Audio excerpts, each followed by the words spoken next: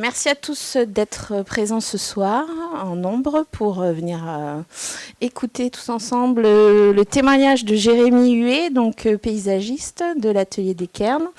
Il entame cette session de nouvelles expériences de paysage de l'automne-hiver 2024-2025. Qui aura comme fil conducteur finalement le retour sur les pratiques des paysagistes qui sont issus de l'école de Bordeaux. Et donc, voilà, on a voulu ce témoignage un peu rétrospectif des anciens étudiants, voir finalement quels sont leurs parcours professionnels, vers où ils se sont dirigés. Donc, on aura Jérémy Huet ce soir. On aura en décembre Anaïs Escavi de l'atelier du Sablier. Donc, je vous invite aussi à noter la date. Qui travaille plutôt en contexte rural. Et puis, en janvier, on aura un retour aussi de jeunes diplômés.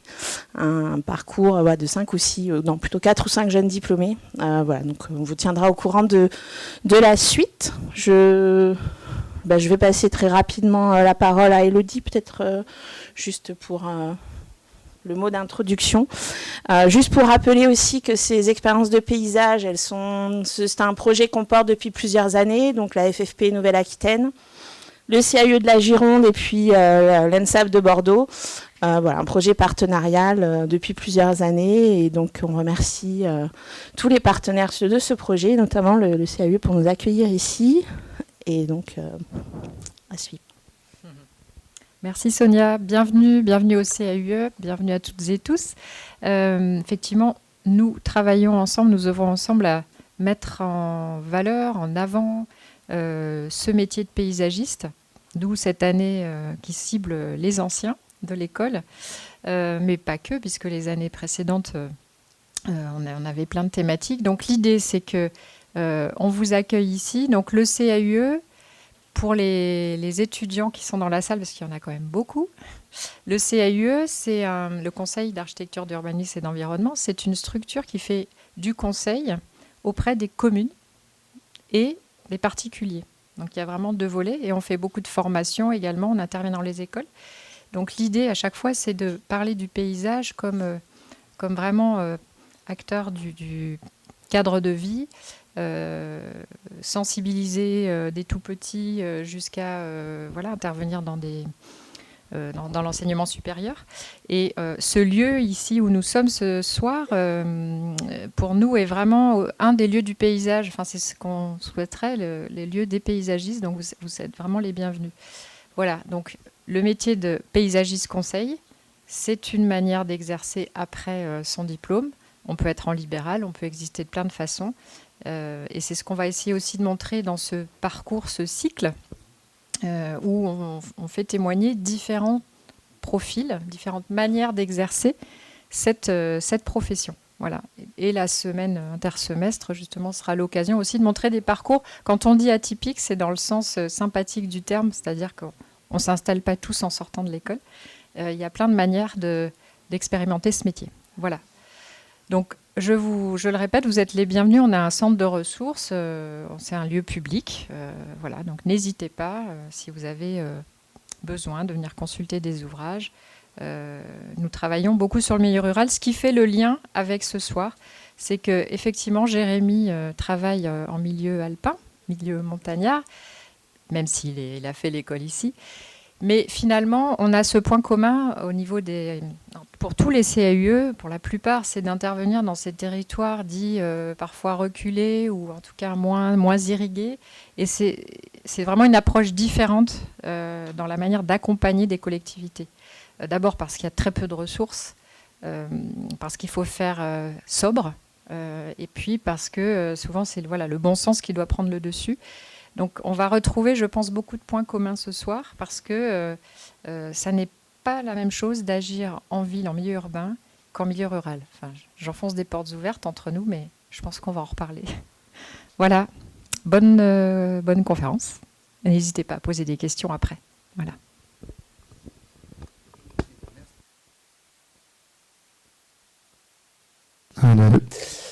Eh ben, merci beaucoup. On a juste un petit problème de connexion Internet. Ça marchait bien jusqu'au début.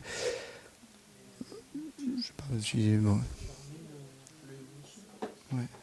Bon, après, je vais commencer le temps qu'on règle les problèmes techniques.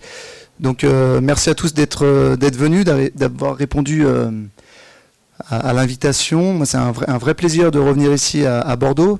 J'ai traversé la France aujourd'hui, mais en passant par Paris. Ça montre aussi la question des connexions. Voilà, moi j'ai fait mes études à l'école d'architecture du paysage de Bordeaux. J'ai terminé en 2009.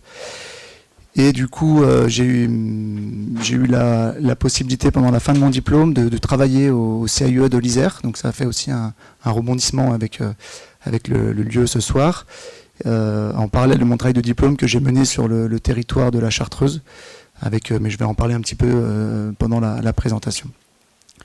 Ce soir, je vais essayer de partager avec vous ce qui se passe depuis une quinzaine d'années au sein de l'Atelier des Cairns que j'ai fondé en sortant de l'école. Du coup, j'ai fait le choix, je vais en parler tout de suite, ça sera gagné. En fait, quand j'étais à l'école, souvent on nous disait pour bien bosser, enfin, je ne sais pas si on nous le disait ou si c'était un peu quelque chose qu'on s'imaginait, il faut aller galérer un peu pendant 10 ans en agence de paysage dans les grandes villes. Alors, on ne nous l'a pas forcément dit, mais c'est peut-être quelque chose un peu qu'on pouvait imaginer.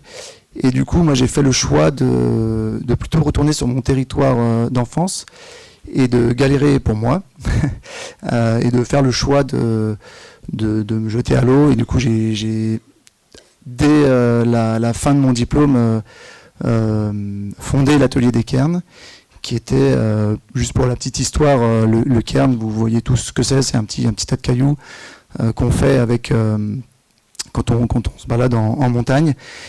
Et c'était un peu une analogie avec le paysage, en sachant que voilà, c'est un matériau qu'on a sous la main, un matériau local, qu'on va disposer pour rendre un service, et qu'on est tous être acteurs de la construction d'un cairn, comme on est tous acteurs de la construction de nos paysages, que ça permet de guider, d'orienter, et puis que c'est totalement réversible. Voilà, un cairn, ça peut être totalement réversible, et voilà. Bon, il s'avère qu'il y a eu des études qui montrent que quand on fait trop de cairns, ça peut être mauvais pour les petits lézards et tout ça, donc c'est comme les barrages dans les rivières. C'est des rêves d'enfants qui s'échappent. Vous verrez sur ce projet, les enfants utilisent les matériaux qu'on a disposés pour faire des cairns, c'est assez drôle. Voilà, moi j'ai essayé de faire une petite intro en attendant que ça fonctionne. Donc ce soir, on va plutôt gambader dans les... Voilà. Donc du coup, nous, notre territoire d'action, on est installé à Chambéry, au cœur de l'arc alpin. On est environ, donc on est au centre de la carte ici. Au nord, ici, vous avez Genève avec le lac Léman, Annecy avec le lac d'Annecy, Chambéry, juste au nord, on a le lac du Bourget, et puis Grenoble ici, et puis on a toutes les vallées alpines, ensuite la Haute-Tarentaise, la Maurienne, tout le massif des Aravis qui se déploie sur la partie est, et puis à l'ouest, on se dirige plutôt vers Lyon. Chambéry, c'est intéressant parce qu'on est vraiment à l'interface de tous ces territoires, à environ 30 minutes de Grenoble, 30 minutes d'Annecy, 1 heure de Lyon et 1 heure de Genève. J'ai indiqué Turin, parce que pour nous, on est très proche aussi de l'Italie. Et dans la culture et le rapport au paysage et surtout aux matériaux, vous verrez qu'on est très proche de l'Italie. Donc rapidement, j'ai déjà fait l'introduction. Ce que je vais vous présenter ce soir, c'est des projets qui sont issus de l'Atelier des Cairns, mais on est une équipe. C'est-à-dire que là, je suis tout seul ce soir, mais en fait, c'est vraiment un travail d'équipe. C'est pareil au début, quand je suis sorti de l'école, j'avais vraiment pour objectif de rester seul, plutôt indépendant, et travailler plutôt en équipe, mais sans avoir de salariés. Et puis en fait, en avançant comme ça, j'ai fondé une équipe avec une équipe qui sont salariés de l'Atelier des Cairns, et en fait c'est plutôt super. Et souvent on se dit que gérer du personnel ça peut être compliqué, tout ça, et en fait je touche du bois, mais en tout cas c'est que des bonnes aventures, et ça permet vraiment d'avoir une équipe qui permet aujourd'hui de réaliser ces projets. On est installé dans le vieux centre de Chambéry. C'est aussi un choix dans notre pratique d'être on a rénové des vieux bâtiments, d'être dans le centre historique, puisque comme ça on est juste à côté de la gare, et ça nous permet de rayonner en transport en commun le plus loin possible sur notre territoire. Mais il y a des territoires qui sont accessibles malheureusement qu'en voiture. Ça, c'est l'agglomération de Chambéry en bas. Donc on est vraiment dans une cluse. À gauche, vous avez le massif des Bauges, avec sa fameuse tome. Et puis à droite, on ne le voit pas, il y a le massif de la Chartreuse, avec sa fameuse liqueur. Et puis tout en haut à gauche, on va en parler souvent ce soir, même si ce n'est pas quelque chose qui nous obsède, mais on voit le Mont Blanc, et c'est souvent tout en haut à gauche, une montagne un peu qui fait repère quand on travaille dans les territoires alpins. C'est quelque chose qu'on ne connaît pas beaucoup, mais à Chambéry, on a aussi un lac, mais il ne s'appelle pas le lac de Chambéry, il s'appelle le lac du Bourget, qui est le plus grand lac naturel de France, lac de montagne naturel de France. Voilà, donc on a un cadre de travail qui est exceptionnel, mais comme on le voit, avec une géographie très contraignante, et qui fait que nos domaines d'intervention sont assez contraints. On est très proche de la Suisse, comme je l'ai dit, et du coup, ça participe à un phénomène très important de développement de l'habitat et des infrastructures, puisque aujourd'hui, la Haute-Savoie, c'est un territoire qui prend environ 10 000 habitants par an. C'est énorme, donc ça crée une énorme pression foncière qui se retrouve du coup dans les vallées, et du coup qui participe aussi à l'attractivité et à l'activité économique du territoire. Juste pour info, 10 000 habitants, j'ai vérifié, c'est le nombre d'habitants de la commune de Léognan.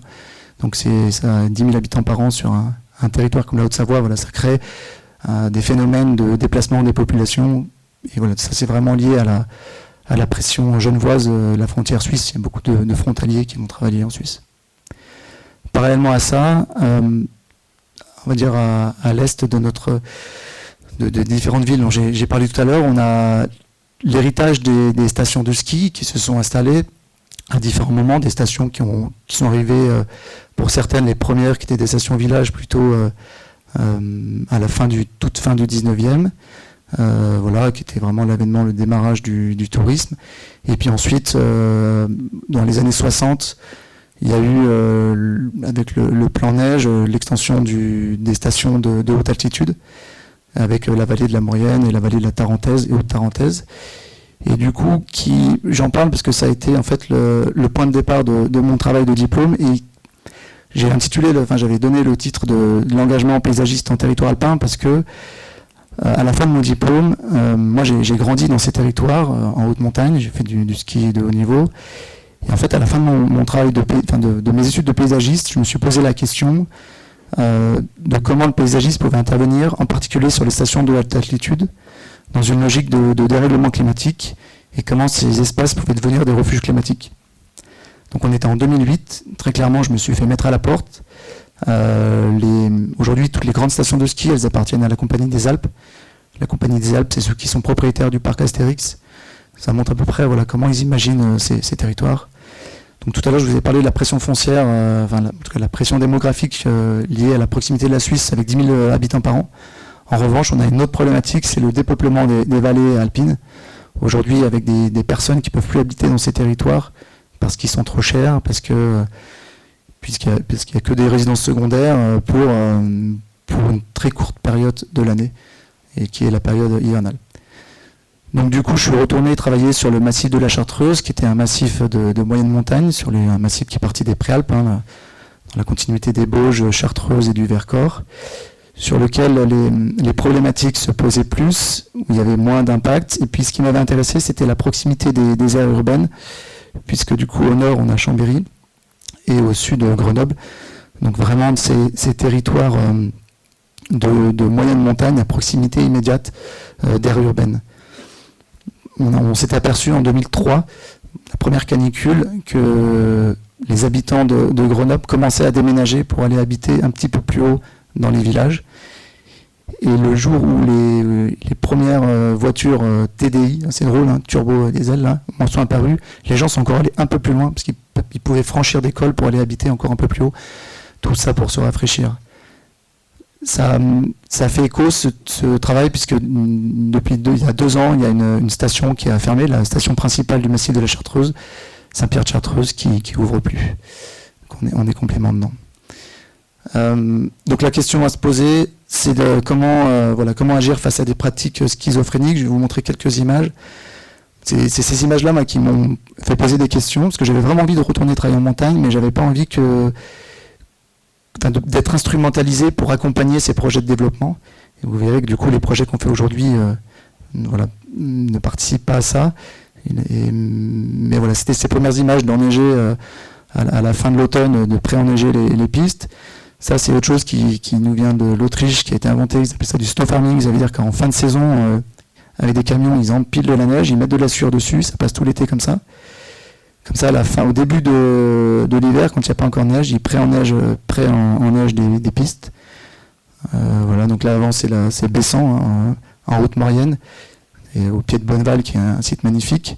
Là, c'est le site du Grand Bornand, où ils pré-enneigent pour la Coupe du Monde de biathlon. Donc voilà, c'est des camions qui arrivent, de la neige. Tout ça pour skier. Moi, je me pose la question de se dire, en fait, est-ce que, quitte à faire du ski, est-ce que on vient plutôt pour le paysage grandiose dans ces territoires? Est-ce qu'on est d'être sur de la neige au milieu d'un fil, d'être sur un fil de neige au milieu d'un paysage enherbé, c'est pas forcément ce qui fait rêver, donc ça pose certaines questions. On est encore confronté à ça, donc quand on voit cette image, on est à plus de 2500 mètres d'altitude à La Plagne. On a été appelé, on nous a mis un appel du pied par Pierre Janin, qui est l'architecte conseil du département de la Savoie, pour accompagner la commune de La Plagne sur un aménagement autour d'un lac. Je suis monté les voir, mais en fait ce lac, c'est des retenues collinaires énormes, de plusieurs centaines de milliers de mètres cubes, et du coup qui servent de réserve d'eau pour les enneigeurs pendant, on a vu les fins de l'automne, quand ils peuvent. Cette année ils n'ont pas pu, il a fait trop chaud, et pendant l'hiver. Quand j'ai fait mon diplôme en 2007, ils commençaient à construire les très grosses retenues collinaires, et c'est ce qui avait fait que je voulais pas. Du coup, j'ai rappelé Pierre, parce que je le connais très bien, c'est un copain, je lui ai dit, je peux pas, je veux bien travailler pour les stations, mais pas sur ces sujets-là. Le projet, c'était de faire une guinguette avec un téléski nautique, et voilà, une nouvelle télécabine pour monter les gens directement là-haut. Nous, on milite pour qu'il y ait quand même un goût de l'effort, et qu'on puisse mériter un petit peu ces paysages-là. En 2023, j'ai pu remonter 2 fois à la mer de glace pour emmener les enfants, pour voir un petit peu aussi ce paysage qui se transforme en une année, en un mois, pardon. Vous avez les 2 photos ont 1 mois de décalage. 2023, c'était une des années les plus chaudes. En 2024, ce trame aussi être l'année la plus chaude, mais à l'échelle mondiale, pas chez nous. Voilà, donc ça, c'est des thématiques qui doivent aussi qui nous préoccupent quand on travaille, sans être pessimiste, mais voilà, et on sait que le réchauffement climatique, en tout cas l'évolution climatique a plus d'impact en montagne de par le gradient altitudinal. Voilà, l'évolution aussi de l'évolution climatique qui va 10 fois plus vite que la capacité des espèces à s'adapter. Ça, c'est une photo prise en 2022 au centre-ville de Chambéry. C'est la première fois que je voyais la Lesse sans eau. Du coup, c'est quand même aussi un choc, parce que du coup, l'année 2022, ça a été la plus sèche, et l'année 2023, la plus chaude, jamais enregistrée. Et 2024, apparemment, ça serait l'année la plus pluvieuse du siècle en France. Ça, c'est un débordement du lac du Bourget au tout début 2024, où du coup, ils ont fait déborder les lacs pour éviter l'inondation de Lyon, que le Rhône inonde Lyon. Alors, du coup, là, ça nous a inondé toute une partie de la cluse chambérienne. Ça crée des paysages assez magnifiques, mais ça pose question. Et du coup, les questions qu'on se pose, c'est tout ce qu'on lit dans la... Voilà, à un moment donné, ça arrive. On en reparlait tout à l'heure, il y a eu un énorme éboulement dimanche sur le Mont Pourri, en face de la Rosière. Ça, c'est quelque chose qui nous a marqué aussi au mois de juin sur une collision de plusieurs phénomènes à la Bérarde, qui est un village très connu des alpinistes pour un démarrage au pied du parc national des Écrins, et du coup il y a un phénomène de lac qui s'est percé, plus des précipitations très importantes et qui ont englouti complètement le village. On sait qu'on va être vulnérable, hein. Vous avez vu la photo de tout à l'heure, voilà, on est au pied du Granier, je vais en parler. On a un peu ça toujours au-dessus de la tête. On se dit que ces montagnes, elles ne sont pas venues là toutes seules, elles ont bougé. Et aujourd'hui, on a des phénomènes qu'on n'a pas vus, en tout cas moi, de ma mémoire, que j'ai pas vu, et du coup, ça nous pose beaucoup de questions. Sur la pratique, nous, on a fait le choix de vraiment avoir une pratique territoriale. Donc là, j'ai remis la carte de tout à l'heure. En jaune, c'est peu près tous les projets principaux qu'on a réalisés ces 15 dernières années. Donc nous, on est au centre, nos bureaux sont au centre. Et vraiment, l'objectif, c'est... Moi, des fois, je dis souvent, j'aime bien dormir à la maison. Alors ce soir, je ne vais pas dormir à la maison. J'aime bien aussi voir d'autres choses. L'idée, c'est pas d'être casanier, mais en fait, de vraiment développer le métier de paysagiste avec un vrai savoir-faire sur son territoire pour continuer à apprendre à le connaître tous les jours. Et bon, Auvergne-Rhône-Alpes, c'est quand même un grand territoire, mais du coup, c'est très, très intéressant. J'ai mis en vert ici, à l'ouest de Chambéry, c'est un petit peu les différentes pépinières majeures. On a vraiment la chance d'être à proximité des plus grandes pépinières de France. On a les pépinières Chola à 20 minutes de nos bureaux et les pépinières Soupe à 1h15. Et par exemple, quand on a des problèmes sur les végétaux, on prend la voiture, pour le coup, parce qu'on peut y aller en train là-bas, et on va chez les pépiniéristes, on passe du temps avec eux. Et puis sur les points marrons, c'est les carrières. En faisant la présentation, j'ai beaucoup parlé de pierre et de géologie.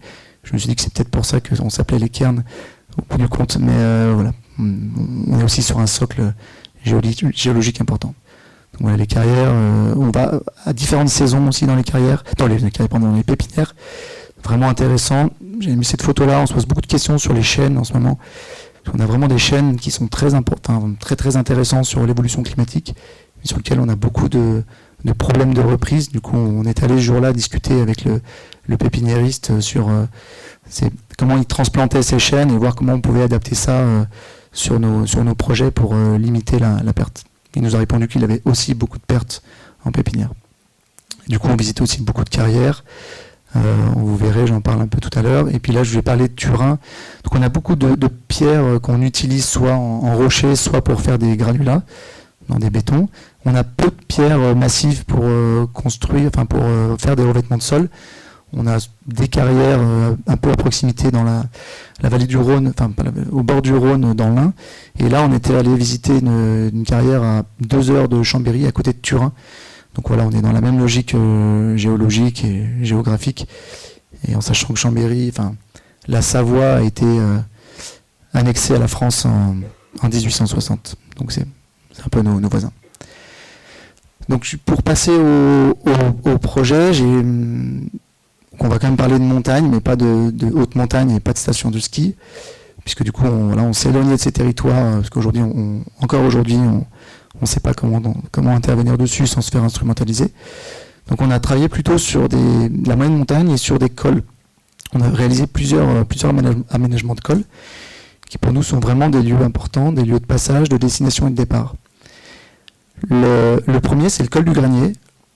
C'est un projet qu'on a mené de 2016 à 2019, mais je voulais en parler parce que ça faisait résonance à mon travail de diplôme, puisqu'en fait, j'avais travaillé dessus pendant mon diplôme. Et du coup, je trouve ça super intéressant de se dire que le travail qu'on fait en tant qu'étudiant, et des fois, si on va jusqu'au bout, on peut quand on s'en donne les moyens, aussi le réaliser concrètement dans le cadre de son activité professionnelle.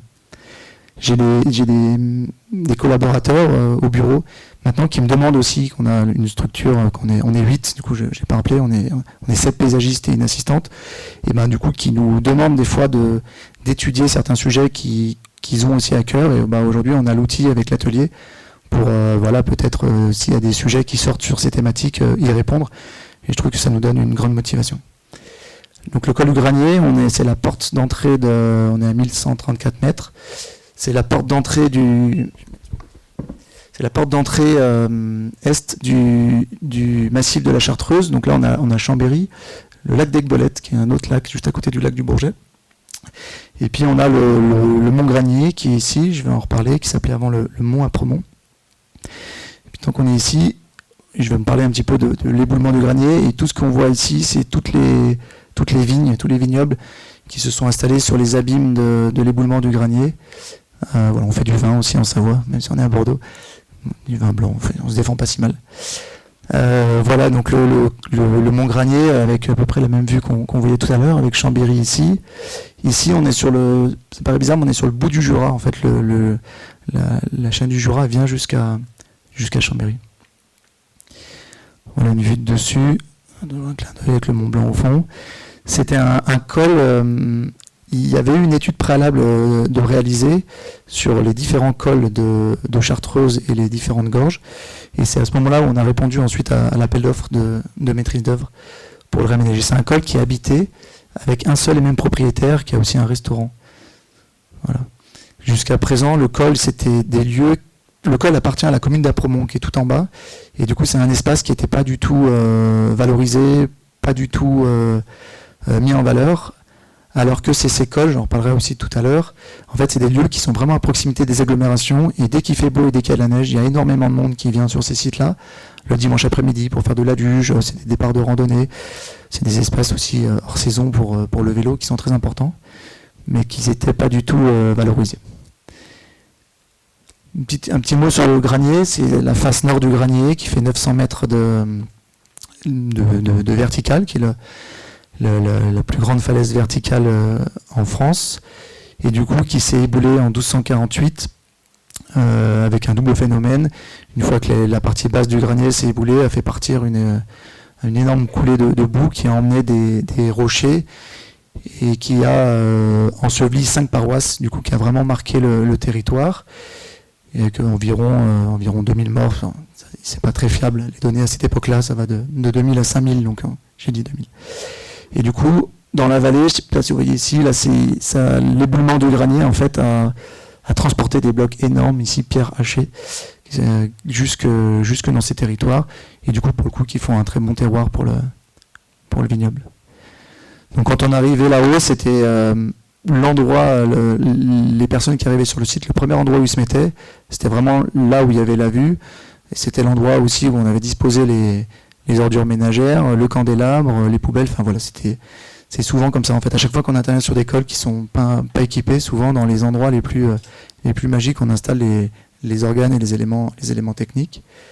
Pendant nos études, j'ai remis cette photo parce que j'avais oublié en fait, mais pendant nos études, on a eu un éboulement aussi sur la plateforme. Heureusement, après les travaux, avant les travaux, pardon. Et du coup, à ce moment-là, on a reconsolidé la compétence géotechnique sur notre équipe pour s'assurer que ce qu'on allait faire, ça tient. Même si on s'en assure, mais en fait, on a vraiment besoin, et on en parlait aussi tout à l'heure, sur la montagne bouge pour plein de raisons, soit quand on est plus haut pour le dégel du permafrost, soit ici parce qu'on est souvent sur des remblais, sur les espaces comme ça qui étaient en bord de route, souvent on le voit ici, ça a été remblayé. Donc le projet, ça a été de surtout remettre en valeur la partie belvédère. On a conservé ici un accès pour le riverain, avec quelques places de stationnement. Il avait sa terrasse ici qui est conservée. Et puis on a enfoui une grande ligne à haute tension et sous laquelle on est venu redisposer des espaces de stationnement. Voilà, avec trois temps. Je vais passer assez vite. Donc voilà le col aujourd'hui avec le belvédère qui est réaménagé face à cette grande face nord. Et du coup, nous, pendant nos études, de maîtrise d'œuvre, on a vraiment voulu faire de ce projet aussi un peu une vitrine sur la géologie de cette face, puisqu'aujourd'hui elle est encore inaccessible, puisqu'il y a en 2016 encore 60 000 mètres cubes qui se sont effondrés. Donc on a fait un travail avec un géologue, Fabien Obléa, qui est maître de conférence à l'Université de Savoie, et du coup qui a travaillé avec nous sur la description de toutes les... lui c'était son métier, et comment on pouvait le retrouver sur le projet.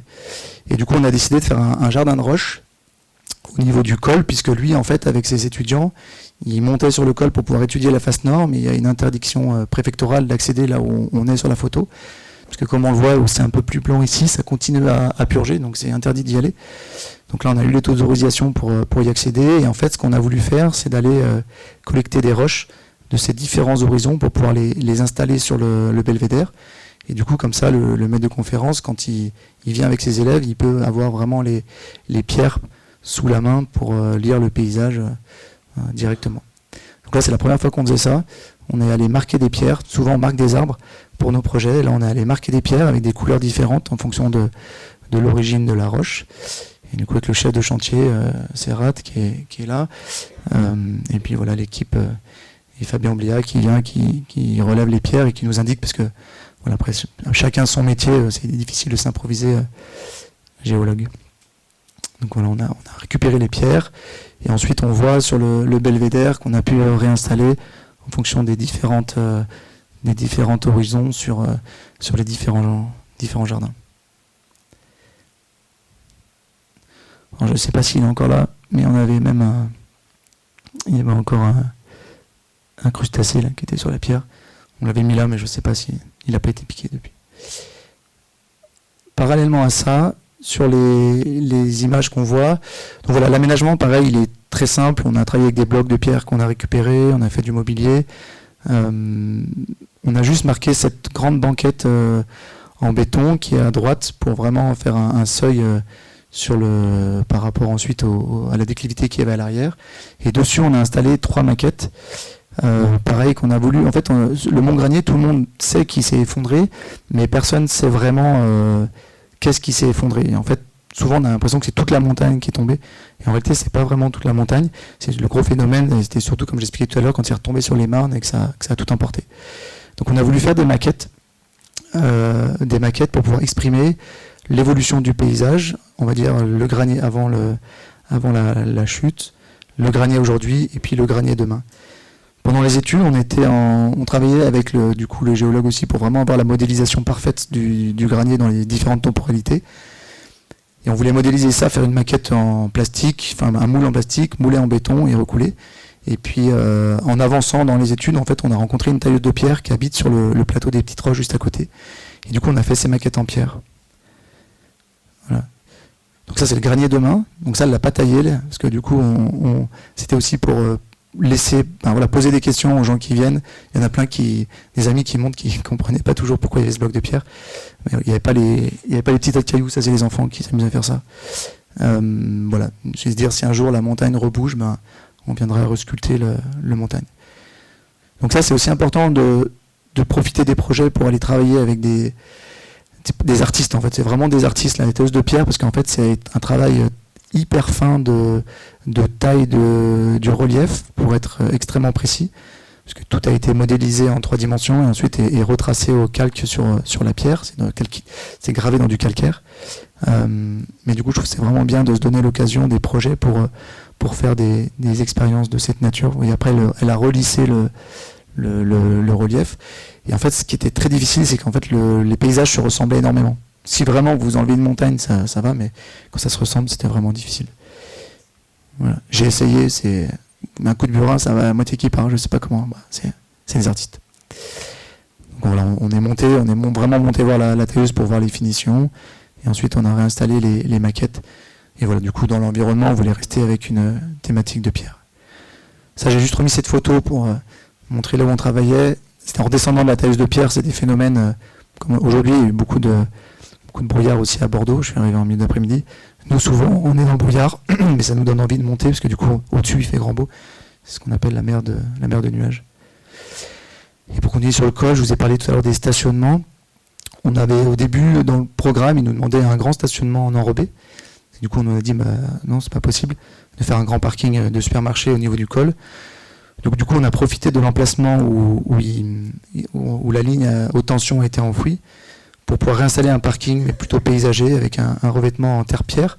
C'est des revêtements avec la terre qu'on a récupéré du site. On a remonté du caillou brut qu'on a remélangé pour pouvoir stabiliser le revêtement. Et du coup, ça permet de se stationner et de garder un aspect très naturel au site. L'hiver, quand il y a de la neige, en fait, ça marche pas si mal, parce que c'est rare qu'il y ait 2 mètres de neige. Et quand il y a 2 mètres de neige, il passe du coup avec une fraise. Du coup, la fraise permet de ne pas utiliser quelque chose qui racle et de passer au-dessus de ces revêtements. Et ça fonctionne bien. Ça, c'est des photos que j'ai pris 2-3 ans après. Et ça, du coup, c'est le belvédère. Donc voilà, avec une certaine matérialité assez quand même minérale pour être en lien avec la présence de cette face qu'on a à côté. Et puis les jardins de roche qui nous permettent aussi de récupérer l'eau de pluie qui ruisselle sur ce revêtement et qu'on a végétalisé. Du coup, rapidement, on travaille récemment sur un nouveau col. Le col de la Croisette, là on est en Haute-Savoie, on est à 1176 mètres d'altitude. Il y a un peu les mêmes problématiques qu'on a à l'interface de 3 communes. Ici vous avez Genève, du coup forte pression de tout le bassin genevois. Pareil, quand il fait très beau et qu'il y a de la neige, le site est totalement saturé. Et c'est un site qui se retrouve à la croisée de 3 communes. Donc voilà, c'est aussi, ça apporte des problématiques de décision pour faire des choix. Et du coup là c'est un col qui est à la croisée du massif du Mont Blanc, du Mont Salève, avec une magnifique route sommitale, et puis la plaine du Genevois, et puis le Mont Jura.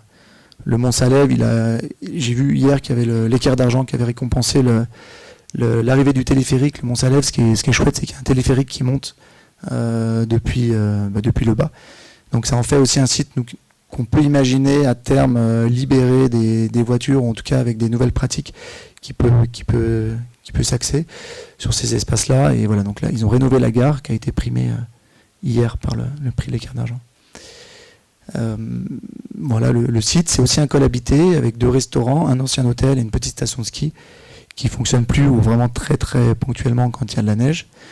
Voilà, donc c'est des sites assez magnifiques avec la route sommitale. Et pareil, quand on arrive sur le col, on a des grandes nappes d'enrobés, le Mont Blanc en face, de nouveau, et puis les ordures ménagères, les voitures qui viennent se mettre au premier rang.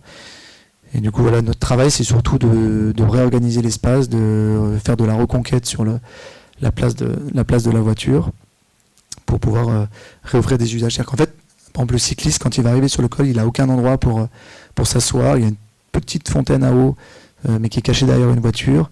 Voilà, donc c'est des espaces qui sont quand même pas accueillants. C'est un peu le problème qu'on a quand on travaille dans des espaces un peu exceptionnels. On se dit en fait, il n'y a pas vraiment besoin c'est un peu des fois les remarques qu'on a de les aménager, puisqu'en fait tout autour c'est exceptionnel. Et en fait, on se rend compte qu'il y a plein de gens aussi qui viennent dans ces lieux et qui ont besoin de confort et d'accueil. On a un peu le même problème avec la végétation. On nous dit il y a plein d'arbres dans les forêts, il n'y a pas besoin de mettre des arbres. Du coup, sur ce col, ce qui était intéressant, c'est qu'on avait aussi une petite rue aménagée, puisqu'il allait enfouir les réseaux qu'on voit. Donc on a fait un petit tour dans la rue, c'était les photos de la visite de site, et on a remarqué quelque chose qui nous a vraiment surpris, qu'on n'a pas du tout l'habitude de faire, c'est de mélanger des matériaux comme ça.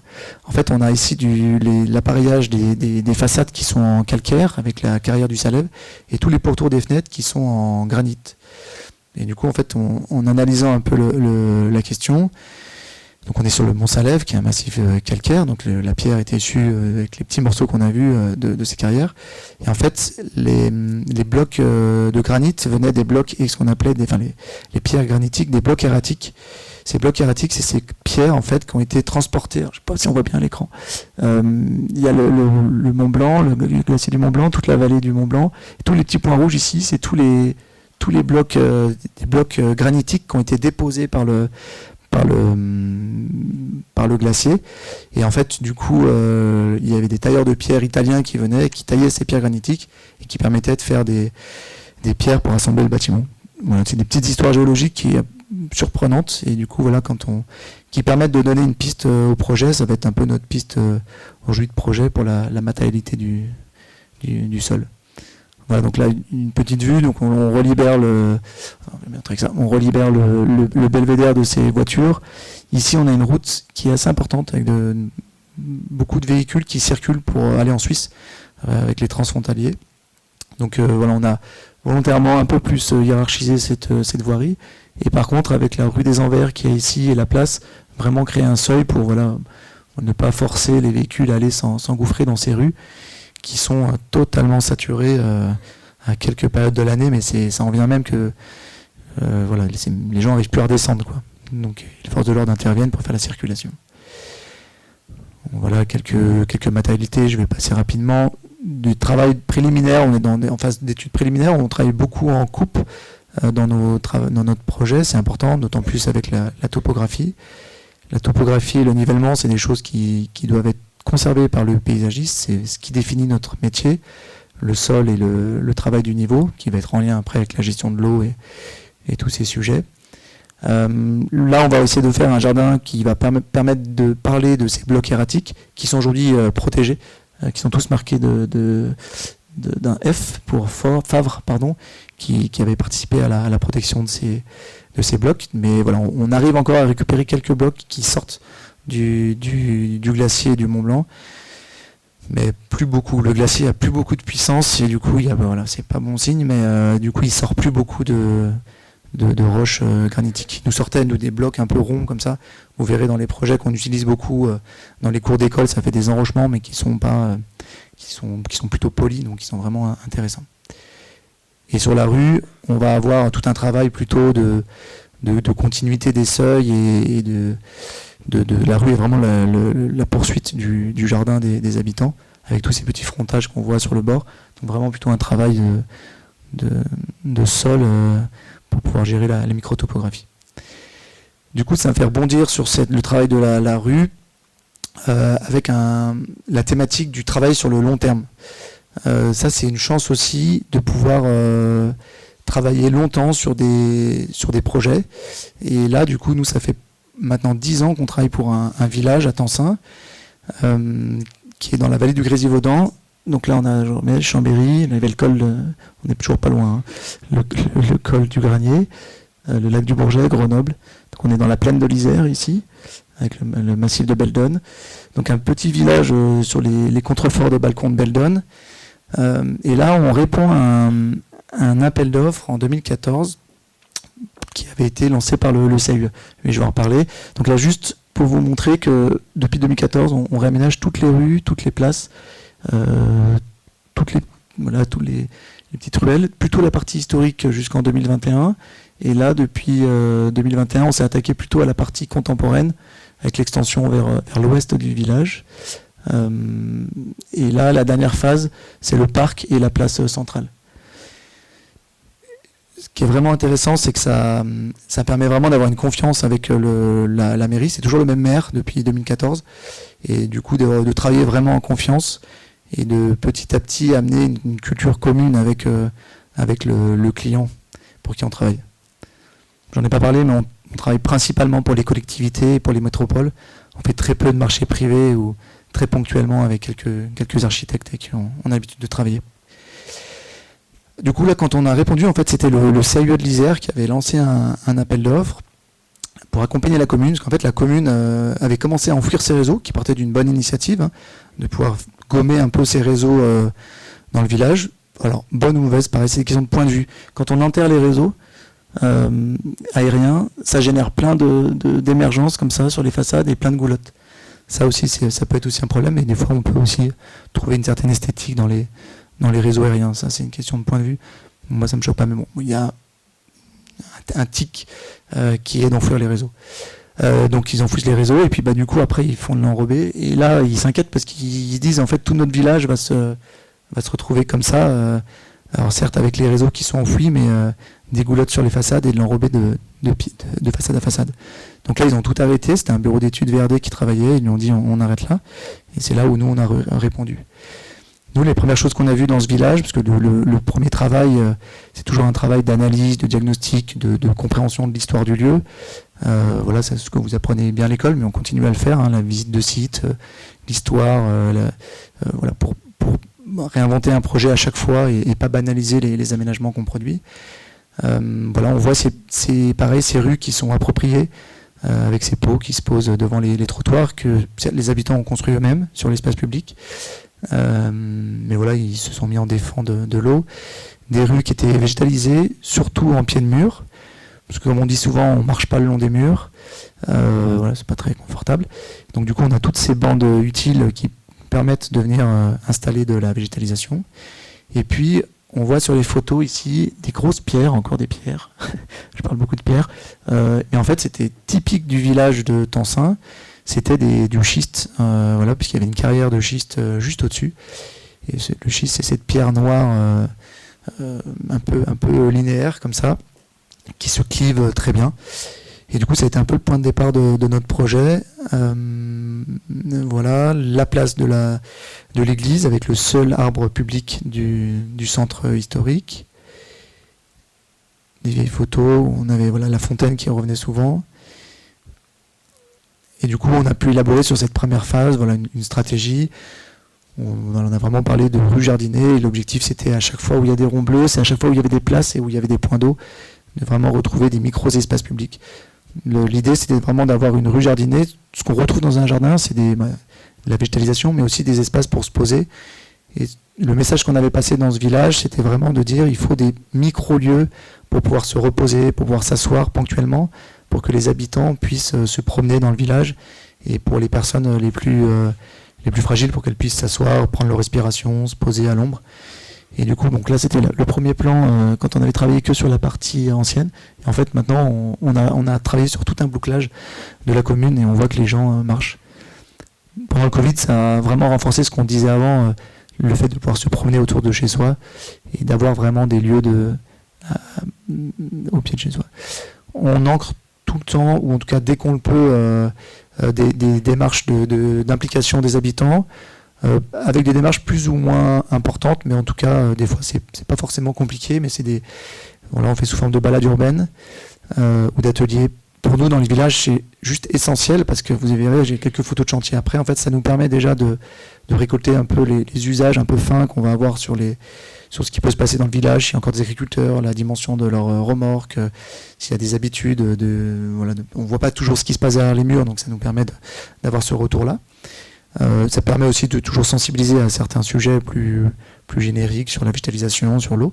Et sur nous, ça nous permet de connaître les gens, parce qu'après, pendant 2 ans, on va être en chantier dans leur rue et devant chez eux. Du coup, comme ça, ils nous invitent après à boire le café pendant le chantier. Non, surtout parce que c'est vraiment des chantiers très très sensibles. Voilà, parce qu'on est vraiment pratiquement chez les gens. Donc ces rencontres sont vraiment importantes. Voilà, on fait ça sur tous nos projets. La super période avec les masques. Ça c'est drôle, c'est une photo dans le commerce, mais j'en parlerai à la fin de ce projet où on réaménage. La dernière phase du projet, c'est de raménager la place du village, qui est aujourd'hui un grand parking. Et bien sûr, c'est toujours le sujet avec les commerçants. Et du coup, on a vraiment travaillé avec lui. Mais bon, même en travaillant avec lui, il n'était pas d'accord. Mais bon, des fois. Voilà. Et du coup, quelques photos du chantier, voilà, à un moment donné, où on démonte tout. Et on travaille, du coup, le travail, ça a été de gérer tous les pieds de façade avec des roches en schiste. On avait fait tout un travail de repérage de carrières de schiste dans la vallée de la Maurienne pour pouvoir travailler avec une pierre locale. Et en fait, par rapport au volume qu'on avait besoin pour le projet et la capacité de la carrière, qui était une carrière seulement patrimoniale, vraiment pour quelques pierres de taille, on n'a pas pu se fournir dans cette carrière. Donc c'est un regret, mais la pierre qui vient du Portugal. Voilà, donc tous les pieds de façade. Voilà, on voyait réunion avec les habitants. C'est des chantiers qui se dessinent beaucoup, mais qui doivent beaucoup se suivre sur le chantier. Un petit mot sur le chantier. Parce que, je pense qu'il faut vraiment militer pour que les paysagistes, moi je dis aillent au charbon, suivent leur chantier. C'est pas facile, c'est du combat, mais il faut vraiment défendre le projet qu'on a dessiné dans la phase chantier, parce qu'on peut dessiner les plus belles choses qu'on veut, faire les plus belles études qu'on veut. Si derrière on n'est pas là pour défendre jusqu'au bout et jusqu'au chantier, jusqu'à la réalisation, même si on est face à un moment difficile ou quelque chose qui va peut-être, on va nous dire que ça va pas marcher, il faut le réétudier en chantier et jamais abandonner. Voilà, il faut vraiment du courage. Et j'ai remis ça avec le cordeau, parce qu'en fait sur ces projets-là, même si on a dessiné beaucoup de choses, on passe beaucoup de temps avec des cordeaux et des piquets pour pouvoir réajuster tous les niveaux, parce qu'il y a tellement de différences de niveau, de calage, d'évolution. On travaille sur autour des fontaines, les rues. Voilà, on avait juste fait les pieds de façade. Ça, c'était une photo, c'était drôle, c'est qu'en fait, le matin, on arrive avec le maire, avec la chemise, et le chef de chantier, Franck. C'est le même chef de chantier et la même entreprise qui fait le chantier depuis 10 ans. C'est une chance. Même avec le code du marché public, on y arrive. Et en fait, c'était les habitants qui avaient planté entre les 2 réunions de chantier, qui avaient commencé à planter les petites poches végétalisées qu'on avait laissées. Voilà, on disait que le projet commençait à prendre forme. Sur la place qu'on a vue tout à l'heure, c'était un grand parking tout en pente, donc on a redressé la place en installant des gradins qui permettent aussi de s'asseoir, de jouer. Voilà, pendant les études, les gens ils comprenaient pas pourquoi on piétonnisait en fait autour de cette fontaine et au pied du tilleul qu'on a juste à droite.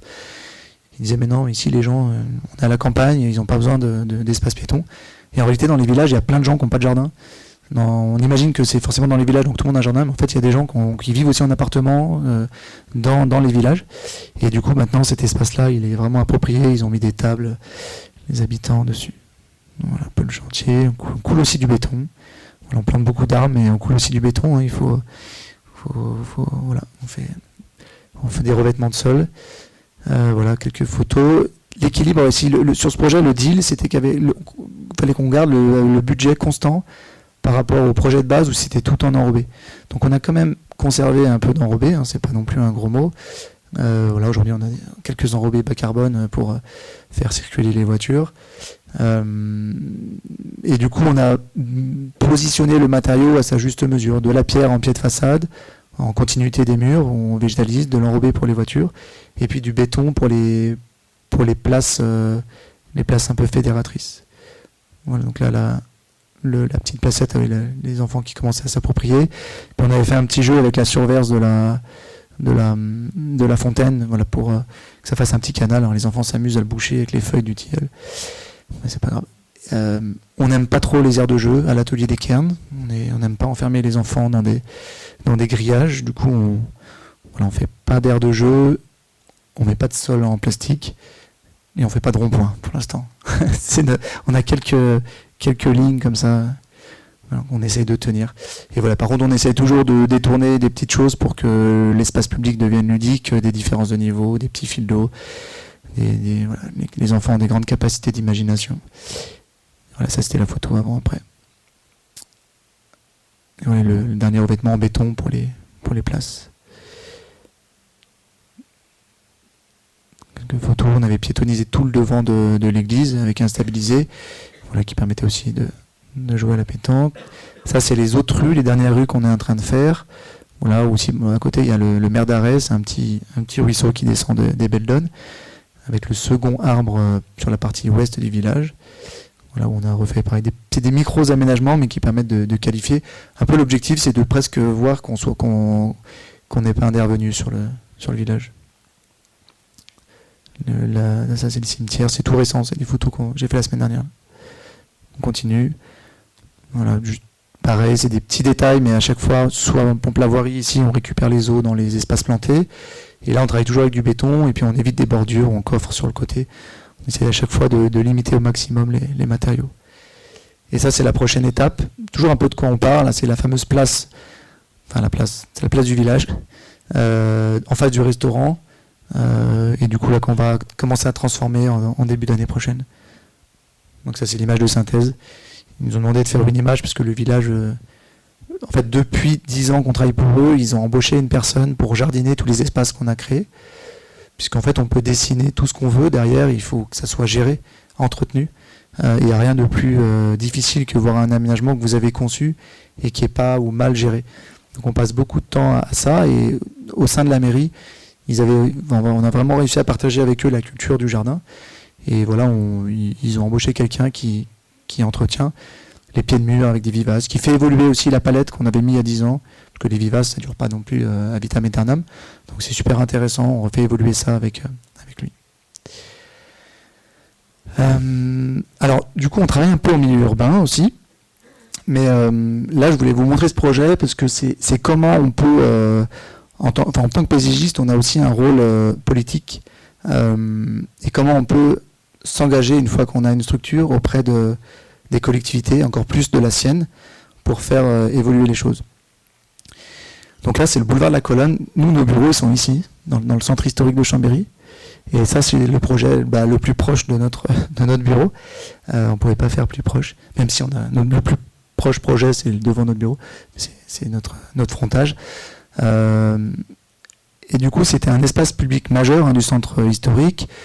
Et en fait, je vais reparler un peu de l'histoire après, mais la ville, l'usage de cet espace a changé. La ville a fait appel à des étudiants en urbanisme pour faire la faisabilité de ce projet. Ce qui est très bien, de faire travailler les étudiants. Moi, je suis le premier à penser ça. Mais après, il faut aussi trouver la limite de l'exercice, puisqu'ils avaient donné les travaux des étudiants au service technique et leur disaient de réaliser le projet. En fait, c'est un projet extrêmement complexe. Ils s'en sortaient pas. Du coup, on les a aidés dans la phase transitoire. Et ensuite, on a surtout fait annuler l'appel d'offres. En fait, ils ont lancé un appel d'offres qui était complètement bancal. Donc, on a répondu, mais en le cassant, en faisant casser l'appel d'offres. Et du coup, ça nous a permis de discuter avec la commune et ensuite d'embrayer un projet. J'avais écrit à l'adjointe qui avait lancé, je lui avais dit que quand on était malade, gravement malade, on n'allait pas voir la première année de médecine. Alors des fois ça peut paraître un peu prétentieux, mais je pense que c'était un peu la limite. Du coup elle m'avait reçu dans son bureau, elle n'avait pas très bien pris, mais après on avait discuté et ils nous ont fait confiance, et c'est grâce à ce projet aussi que l'atelier des Cairns a évolué sur d'autres projets.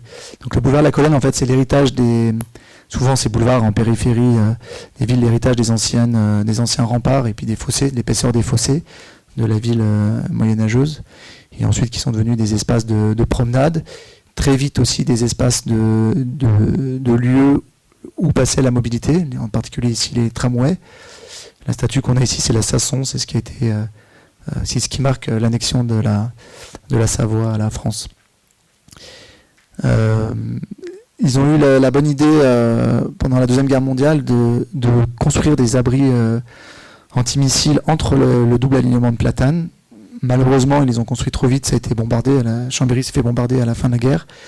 Et du coup, tout a été détruit. Pas tout a été détruit, du coup, il y a toujours ces abris sous ces platanes. Et ensuite, pendant 40 ans, pendant un peu plus de 40 ans, ce boulevard, il est devenu qu'on appelait le centre des bus. C'est-à-dire que tous les bus passaient dans ce point. Donc ça faisait plus de 1000 bus par jour, donc c'était un espace de rencontre, mais vraiment lié à la mobilité, mais que des lieux de passage, les gens passaient. Et en 2016, ils ont changé le plan d'organisation des bus, et les bus tournaient autour. Du coup, c'est devenu une friche. On parle souvent de friche industrielle, ou de friche touristique maintenant dans nos territoires. Et là, c'était vraiment une friche urbaine, je ne sais pas comment on peut appeler ça. Et du coup, ils ont essayé de mettre 3 bancs comme ça, mais du coup, en termes d'usage, c'était assez horrible. Et du coup, nous, au début, le maire, il avait un vrai problème avec le sol de ce projet. En fait, vous voyez au milieu, c'est du béton. C'est du béton empreinte, c'est le même béton qui est fait sur Hollywood Boulevard, là où ils mettent les empreintes. C'est un truc américain, hyper solide.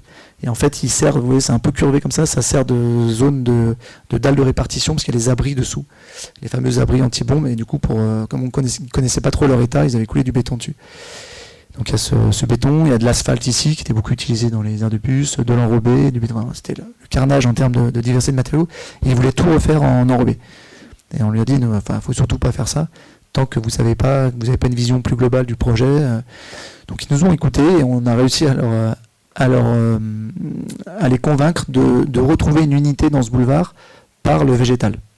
Du coup, on a fait tout un processus de ce qu'on avait appelé de réactivation paysagère. C'est un projet qui s'est fait très vite, parce que c'est un peu ce qu'on appelle de l'aménagement transitoire. C'est un aménagement qui devait durer 2 ans, et il y est toujours aujourd'hui. Donc le principe était très simple, c'était de libérer les platanes de l'enrobé pour pouvoir récolter les eaux de pluie, et puis avec un tracé un peu particulier, avec des zones de diagonale, puisque dans ce boulevard, les gens ne circulent pas qu'en long, ils circulent en travers.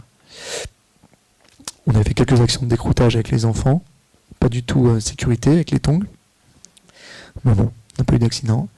Et après, c'est les entreprises qui ont réalisé ça pendant l'été, qu'on décroutait, et ensuite on est venu réinstaller de la terre végétale. Une grande partie des plantations s'est faite avec les habitants et avec des étudiants du lycée horticole. J'enseignais au lycée horticole pendant cette époque-là, donc on avait profité du projet pour faire ça avec eux. Et on avait aussi dessiné du mobilier dans les rues périphériques. En fait, on avait ces projets d'aménagement, ils accompagnaient aussi la piétonisation des rues. L'idée, c'était comment accompagner la piétonisation sans tout refaire. Ça se fait beaucoup maintenant sur ce qu'on appelle l'urbanisme tactique. Voilà, ça c'était en 2018. Mais on avait quand même dessiné des bancs assez robustes avec du bois du mélèze des Alpes. C'est du mobilier qui est toujours là. Il est un peu grisé, mais 6 ans après, c'est encore là. Et voilà, du coup, le boulevard, il a repris une allure, c'est-à-dire à très faible coût. On a vraiment conservé les revêtements. On les a fait nettoyer un peu à haute pression. Et en fait, avec une forte densité végétale, on arrive un peu à redonner du caractère. On avait remis une photo avant-après. Voilà. On avait une strate de vivaces assez dense au début, avec des plantes plus explosives. Là, c'était une Luzula nivea. Et aujourd'hui, il y a d'autres végétaux qui ont repris le dessus quelques années après. Mais c'est ça aussi qui est intéressant avec les vivaces, c'est que on peut aussi installer des choses qui sont un peu plus explosives au début, qui vont un peu disparaître, et puis d'autres plantes qui vont prendre le relais. On avait installé aussi des arbustes en sous-strate sous les arbres. Ça, c'est des photos que j'ai refait cette année. Voilà, donc 6 ans après. La mairie entretient très très peu l'espace, mais en réalité, il se débrouille un peu par lui-même. Et ce qu'on voit, c'est que depuis, le revêtement n'a pas été entretenu, toujours pas, qu'ils ont rajouté une piste cyclable, qu'ils ont enlevé, qui est repassée de l'autre côté. Enfin voilà. Mais nous, notre action, elle est un peu l'acte militant qu'on avait eu là-dessus, c'était de faire en sorte qu'on peut tout de suite, rapidement avoir un effet de lifting d'un aménagement en refaisant le revêtement. Mais le revêtement, c'est ce qui coûte le plus cher, ce qui est le plus impactant, et c'est ce qui est le plus irréversible. Une fois que vous avez refait le revêtement, pour le faire défaire, c'est vraiment extrêmement compliqué. Donc voilà. Un espace qui se réapproprie très bien. Alors juste pour finir, parce que des fois on a un peu des frustrations aussi, on avait gagné l'appel d'offres pour le réaménagement définitif de ce projet, qu'on a mené jusqu'à la phase avant-projet. Voilà, pour le coup, pour un réaménagement définitif, donc plus lourd, voilà, plus qualitatif comme un centre historique. Et on avait proposé une stratégie de renouvellement du patrimoine arboré, parce qu'en fait les platanes sont au point haut ici. Donc on avait imaginé une vision à très long terme de renouvellement de ces arbres, parce que c'est un alignement monospécifique, en recréant un gros jardin en creux qui récupérait toutes les autres pluies qu'il y a de part et d'autre des bâtiments.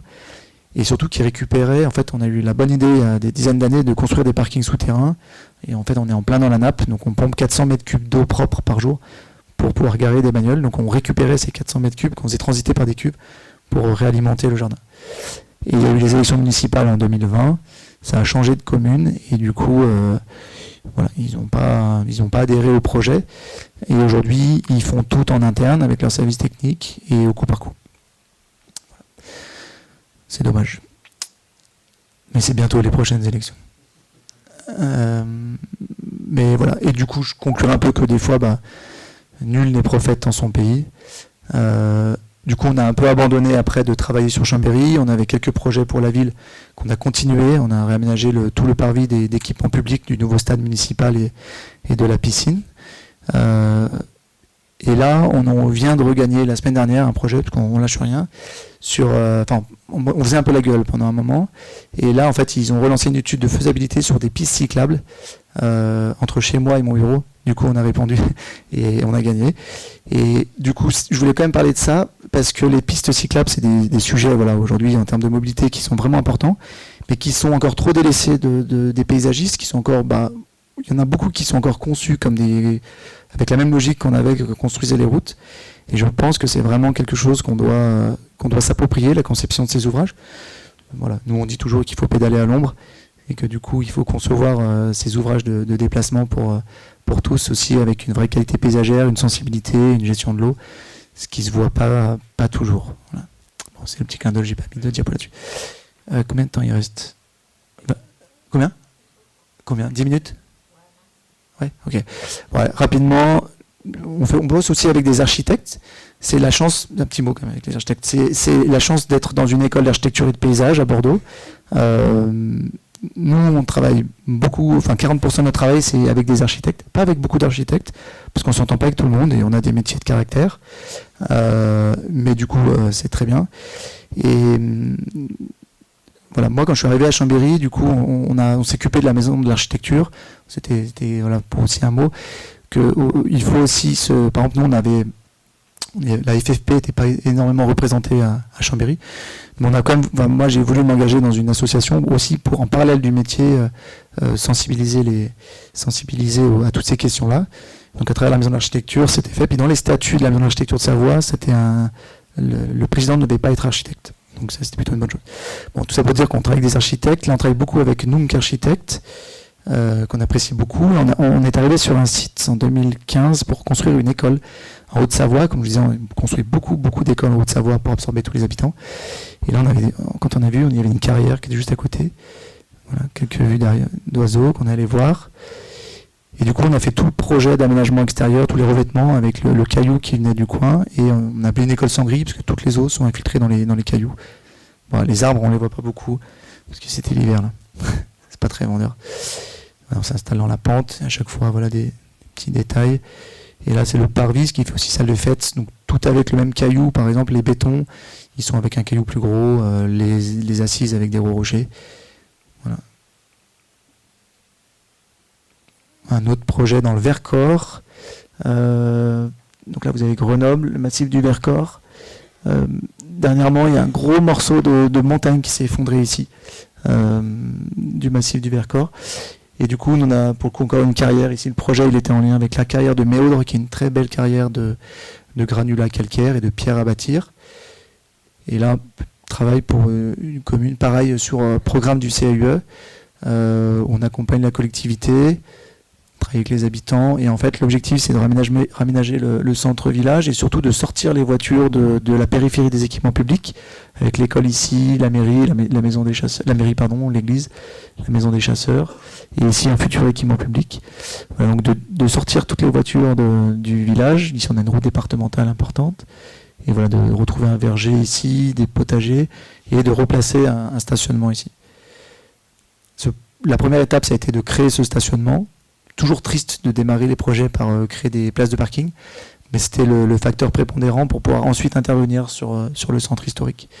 Et on a profité de la création de ce parking pour pouvoir déconnecter les eaux pluviales qui généraient des problèmes d'eau enfin en dessous. Et du coup, on a travaillé avec la carrière, avec le revêtement, avec le caillou de la carrière. Toutes les eaux de la voirie et du dessus sont récupérées dans un petit fossé ici. Tout est drainant. Donc c'était aussi se dire qu'on peut aussi dessiner des espaces techniques de stationnement, parce qu'on est quand même dans des territoires où on a encore des voitures, mais qui soient pas forcément des grandes nappes d'enrobés. Pour pouvoir dessiner des projets comme ça, c'est beaucoup de travail sur la gestion, pour lever des freins, parce que sinon on nous dit mais ça se déneigera pas, on va tout casser. En fait, on travaille juste avec eux pour leur montrer qu'ils n'ont pas les bons outils. C'est comme si vous essayez de couper votre steak avec une fourchette, ça marche pas. Et pour déneiger, c'est un peu la même chose, des aménagements qualitatifs. Il faut les bons outils, il y a des fraises, on a des lames avec des plastiques dessous. Donc voilà, tout est important. Voilà, pareil, pas de bordure, des revêtements drainants, et puis les places les moins occupées avec des revêtements en terre-pierre. On aime bien ces matériaux. Allez, dernières 5 minutes. On travaille beaucoup sur les cours d'école, parce qu'on a fait beaucoup d'écoles. On travaille beaucoup sur des écoles neuves. Et depuis 2018, on travaille beaucoup sur des écoles existantes. Maintenant, c'est beaucoup la mode, les écoles. Mais voilà, en 2018, c'était le tout début. On a eu vraiment la chance d'avoir un DGS qui nous a fait confiance. Et c'était un projet en lien avec le CAUE aussi de Haute-Savoie. Petit clin d'œil, derrière, vous avez le massif de la Sambouille. La Sambouille, c'est une station qui a fermé l'année dernière aussi. Voilà. Comme quoi, c'est réel, on est dedans. Grande cour qui servait de parking pour le marché le samedi. Sympa pour les élèves. Des arbres matraqués. Donc, gros travail d'analyse avec les élèves sur leur cours. On en profite pour aller faire d'analyser aussi leur village. Voilà, on travaille sur la cour, mais on fait un pas de côté. On va aussi voir le village, on explique un petit peu pour voir les matériaux qu'il y a, les éléments paysagers. Ils mesurent, ils analysent. On travaille beaucoup avec eux. C'est maintenant des procédés qu'on a vraiment bien développés. Voilà, on co-conçoit avec les enfants. Et ce projet, donc en fait, le principal, ils avaient repéré, c'était quand même encore de laisser des places pour le marché. Donc ça, c'était encore une donnée d'entrée. Ils ont pris le point bas, et au point bas, on a tout décrouté. Pas tout, mais en tout cas une bonne partie pour recréer des espaces plantés, des espaces de jeu. Ce projet-là, on l'a vraiment poussé au bout, puisqu'on l'a construit totalement avec les élèves, avec les services techniques, avec les parents d'élèves, et puis quelques tâches avec des entreprises, mais réalisées en direct par la commune. Donc le chantier s'est fait en une semaine avec la participation des concepteurs et du CAUE. Donc voilà, une fois qu'on avait dessiné, on l'a tracé au sol. Donc là, on trace au sol à la craie avec les enfants. C'est marqué le soir même, là, c'était après la cour, l'entreprise vient, elle scie. Le lendemain, ils arrachent l'enrobé. Les enfants étaient super contents. C'est des chantiers un peu spéciaux parce que ça sort des sentiers battus. Là, on n'était pas du tout sur des chantiers avec des appels d'offres, des coordonnateurs sécurité.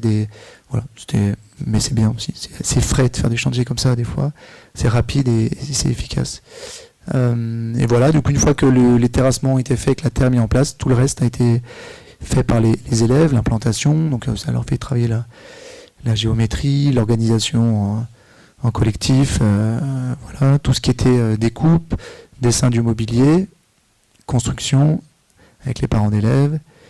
Voilà, c'est pas eux qui découpaient avec les grosses scies quand même. Plantation, plaquet de bois, c'était super organisé jusqu'à la finition. Voilà. J'étais content de la trottinette sur les jeux. Et du coup, j'ai l'inauguration. On a toujours peur quand on fait les inaugurations qu'il se fasse mal. Enfin, on n'a pas peur qu'il se fasse mal, mais on défend ça, mais des fois on se dit bon. Sur les cours, on a un petit peu des accidents, mais on n'a jamais eu de problème. Enfin, des accidents, mais on n'a pas eu de procès ou d'attaque. Voilà, touche du bois. Il y a beaucoup, les enfants se blessent souvent sur les aires de jeu normalisées, en fait, parce qu'ils pensent qu'ils sont en sécurité, et du coup, ils se font mal. Voilà. Pour nous, c'est pas plus dangereux ça qu'un escalier, à partir de là. Et ça, c'est quelques années après, ça a bien poussé. C'est un projet qui a eu le prix départemental des paysages de Haute-Savoie en 2019 avec le CAUE, face à des gros projets de ZAC, d'énormes aménagements. Donc c'était drôle d'être récompensé par ça. Allez, conclusion d'1 minute. On vous montre qu'on habite dans un beau territoire. Je disais tout à l'heure en aparté que souvent les paysagistes, ils ont envie d'aller travailler dans les grandes villes, dans les grands bureaux, dans les grandes agences. Et aujourd'hui, nous, on prône qu'on ait un beau territoire pour pouvoir donner envie de travailler sur ces lieux, et puis qu'on fait des projets intéressants. Et du coup, on fait ce travail de sensibilisation avec les élèves aussi sur leur paysage, sur l'évolution de leur paysage, parce que pour le coup, c'est visible à vue d'œil, 10 000 habitants par an, presque d'une année sur l'autre, quand vous remontez sur les points hauts, vous voyez l'évolution du paysage. Donc là, on avait accompagné pendant 1 an un projet qu'on a fait pour le CAU de la Haute-Savoie, sur le point le plus haut, ça s'appelait. Et du coup, en conclusion, je vous partage un peu avec vous, c'est qu'aujourd'hui, nous, on hérite de problématiques qui vont se poser, un peu sur tout ce que j'ai mis en introduction, puisque les Alpes françaises ont été retenues pour les JO d'hiver 2030. Et du coup, ça va poser des questions d'aménagement, de choix d'aménagement, de rapidité d'aménagement, parce qu'on est en 2025. Les JO, c'est février 2030, donc c'est demain. Sur des processus de projet, c'est vraiment très court. Voilà, et on faisait bosser des élèves, ça c'était il y a quelques années, mais sur du land art comme ça, pour réfléchir. Et voilà, j'ai retrouvé cette photo avec le point d'interrogation et sur, voilà, pour nous, en tout cas, en termes de praticiens, de ne pas continuer à se faire instrumentaliser avec l'activité qu'il va y avoir, de continuer à refuser ça, mais par contre d'être moteur. Voilà, on est des générations, on a à peu près 40 ans, bientôt, un peu dans tous les domaines, que ce soit dans le domaine du sport, le domaine de l'aménagement, le domaine de la politique, originaire de ces territoires-là. Aujourd'hui, les jeux, ils sont là, et du coup, c'est se dire comment on peut participer à ça pour que les projets soient le plus intéressants possible, et que les projets qui resteront sur le territoire pour les populations. Voilà, j'étais un peu long, désolé, il y a plein de choses à raconter. Merci.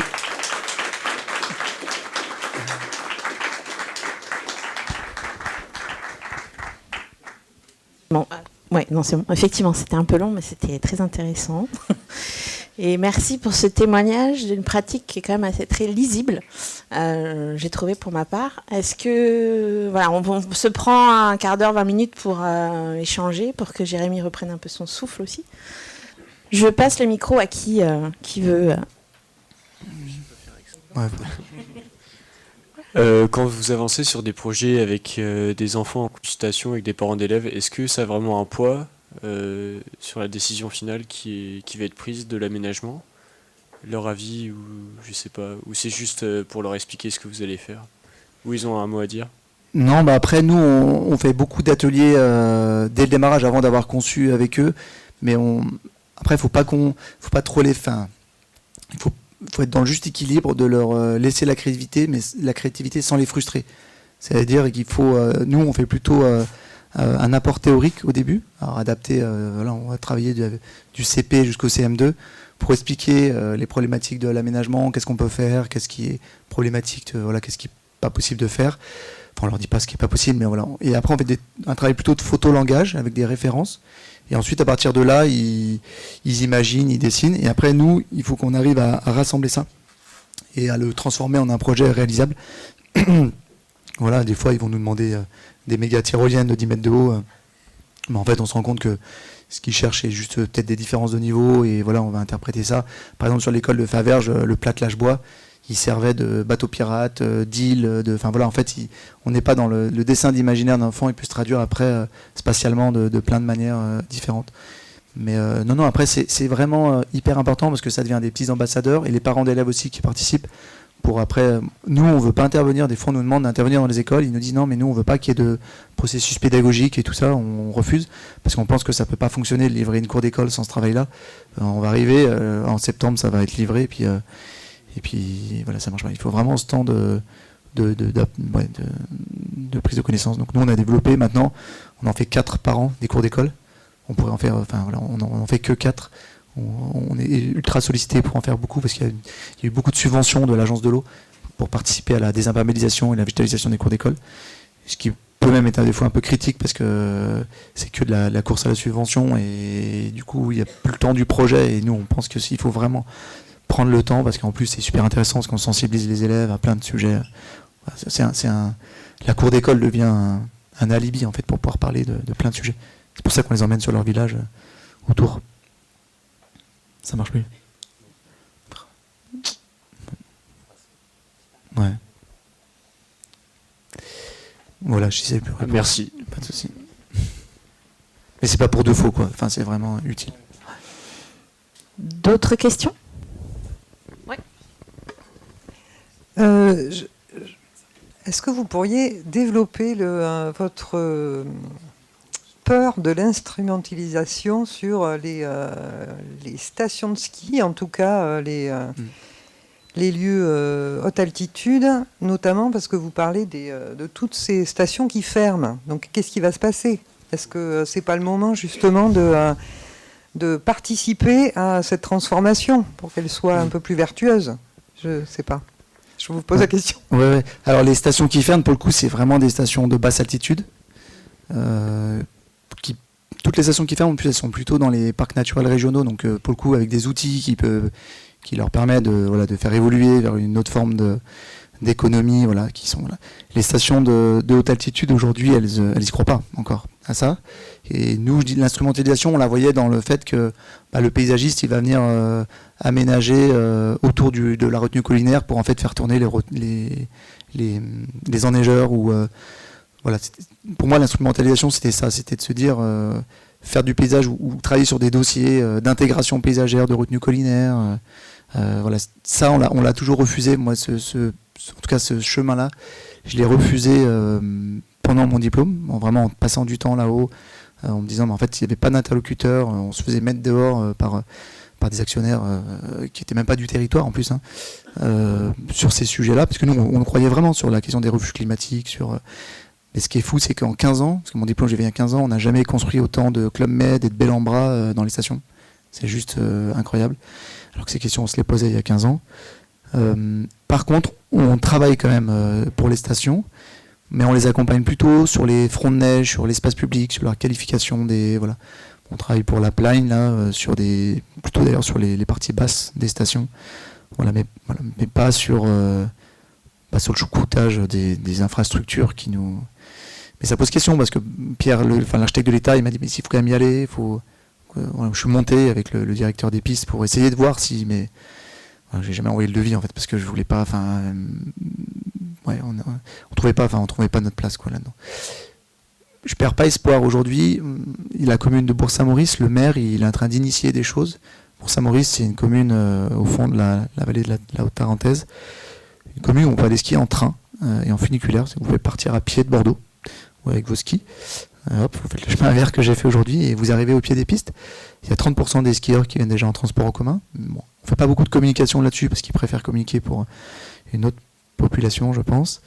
Mais du coup, voilà, le maire a changé aux dernières élections et on arrive vraiment à discuter maintenant avec eux. Voilà, là, on fait une petite étude de faisabilité pour eux, au pied des Arcs 1600, qui est une station classée patrimoine 20e, où ils veulent, c'est des énormes parkings en enrobé, ils veulent commencer à les enlever, enfin réduire en tout cas, revitaliser. Donc voilà, on y va quand même, on essaye, mais avec beaucoup de prudence, pour garder quand même l'éthique. Aujourd'hui, c'est quand même même si on parle de 4 saisons, c'est quand même l'activité hivernale qui fait tourner l'économie de ces territoires. Et nous, ce qui nous inquiète le plus, et ça perd, aujourd'hui les scientifiques en parlent, les chercheurs en parlent, c'est vraiment le dépeuplement des vallées. Et un territoire qui est plus habité, c'est pour moi un territoire qui fonctionne plus, quoi. Plus que le manque de neige. Enfin, voilà. Quand tu n'auras plus de neige, mais s'il n'y a plus de neige et qu'il n'y a plus personne, là ça pose question, quoi. Donc l'enjeu il est vraiment là-dessus. Et là-dessus, là je trouve qu'on peut avoir de l'importance à recréer de l'espace public dans ces territoires-là, de qualité pour les habitants. Voilà. L'enjeu il est vraiment pour les habitants. Je ne sais pas si ça a été clair. Ouais. En fait, moi, quand j'avais fait mon diplôme, j'ai appris qu'il y avait des dossiers d'autorisation de destruction d'espèces. Ça se fait, c'est habituel dans les procédures. Et quand on fait tout comme ça, je me suis dit, mais en fait, on ne peut pas participer à ça, quoi. On ne peut pas. Voilà. Enfin, on ne peut plus, quoi. Peut-être qu'à des époques, on a construit des choses, mais maintenant, donc, d'où le choix de s'être éloigné. Alors que moi, j'ai grandi là-haut. Hein. J'ai grandi en haute montagne, à 1000 mètres. Mais on est encore jeune. Moi, je me demandais, au début, vous parliez de votre travail de fin d'études qui vous avait ramené sur le territoire, etc. Mais vous n'avez pas vraiment développé le rôle que le travail de fin d'études il peut avoir dans l'implantation sur le territoire et peut-être aussi le rôle que ça a pour s'implanter tout seul et pas passer par la case agence, etc. Oui. Alors... Donc du coup, comme j'ai juste la carte, hop. Ah oui, c'est pas très grave. Du coup, mon travail de diplôme, je l'ai fait sur tout le massif la partie orientale du massif de la Chartreuse, à Bordeaux, on avait plutôt une approche territoriale, et du coup qui était vraiment intéressante, du coup avec une grosse phase de recherche aussi, du coup qui a permis de vraiment creuser toute la problématique de l'aménagement montagne. Donc moi après j'étais arrivé à une salle de plan guide à l'échelle de la moitié du PNR, du parc naturel régional. Pendant mon diplôme, j'ai beaucoup travaillé avec le parc, et du coup je l'aurais présenté à la fin, ce travail-là. Et du coup ce travail de diplôme a déclenché l'embauche d'un poste de paysagiste au parc, auquel j'ai répondu. Mais quand je suis arrivé à l'entretien, donc j'ai été retenu pour l'entretien, parce qu'avec le travail de diplôme, et en fait quand je suis arrivé, je leur ai dit que je voulais juste travailler à mi-temps pour rester aussi indépendant à côté, et que pour moi la force dans ces structures, c'était aussi d'avoir un pied à côté pour ramener, voilà. Bon, ils n'ont pas trop apprécié parce qu'ils cherchaient un plein temps. Bon, du coup, peu importe. Et en fait, la paysagiste qui a été embauchée, c'est elle qui a mené l'étude sur les cols et les gorges sur le massif de la Chartreuse, qui était fléché dans mon travail de diplôme et sur lequel ensuite j'ai répondu. Donc en fait c'est un peu la boucle, je me dis qu'il n'y a sûrement pas que ça, c'est pas que le travail de diplôme, mais ça serait sûrement prétentieux de dire ça, mais je pense que ça participe quand même, et c'est l'avantage de ces travails de diplôme qui sont faits sur des territoires concrets, avec des acteurs concrets, et derrière qui peuvent se transformer. Et je ne l'ai pas dit, mais en fait on a aussi aménagé le col de Porte, qui est à l'opposé, du coup, qui est côté Grenoble, pour la métropole de Grenoble, c'est sur le territoire de la métropole. Donc on a aménagé les deux cols qui étaient dans notre territoire d'études. C'est les deux projets de tête qu'on a réalisés en maîtrise d'œuvre, donc c'est plutôt assez chouette. Donc il faut y croire, je pense, et du coup choisir son sujet. Alors, je ne sais pas si c'est encore pareil maintenant avec les diplômes, mais c'est pareil, mais du coup, choisir son sujet de diplôme avec une vraie volonté. Moi, mon point de départ, il était vraiment très simple. J'étais plutôt originaire de la montagne, mais c'était l'avenir des stations de haute altitude, pour faire simple. Dans l'introduction de mon mémoire, je l'ai écrit comme ça. Je voulais réfléchir à comment ces territoires seraient dans 30 ans. Le problème, c'est que j'ai vraiment trouvé personne à l'époque pour et je voulais pas faire un travail, peut-être que j'aurais dû, mais je pense pas faire, parce que je trouve que c'est important pendant son travail de diplôme d'avoir quand même des gens sur lesquels on peut s'appuyer, et du coup je suis redescendu travailler sur la moyenne montagne. C'est le choix qui a fait que je suis passé de la Haute-Tarentaise à la Chartreuse, et pour un massif assez magique d'ailleurs, avec les moines, je pourrais parler des heures de la Chartreuse, mais du coup du coup c'est vraiment intéressant, et pour le coup on va dire le projet de paysage qui a été développé dans mon diplôme, 15 ans après, on voit les stations fermes pour de vrai, quoi. Voilà. Alors qu'il y a 15 ans, ils investissaient encore dans des enneigeurs, dans des remontées. Donc voilà, on voit l'effet 15 ans après sur la moyenne montagne. On sait que aujourd'hui la cote c'est un peu 2000 mètres quoi. Enfin, on sait que 2000 mètres, en dessous de 2000 mètres, voilà, y a plus. Enfin, on a eu année la plus chaude, année la plus humide, année la plus sèche. Enfin voilà, le modèle économique lui il veut quelque chose de stable du 15 décembre au 15 mars quoi. Le climat, ça marche pas comme ça et on a vu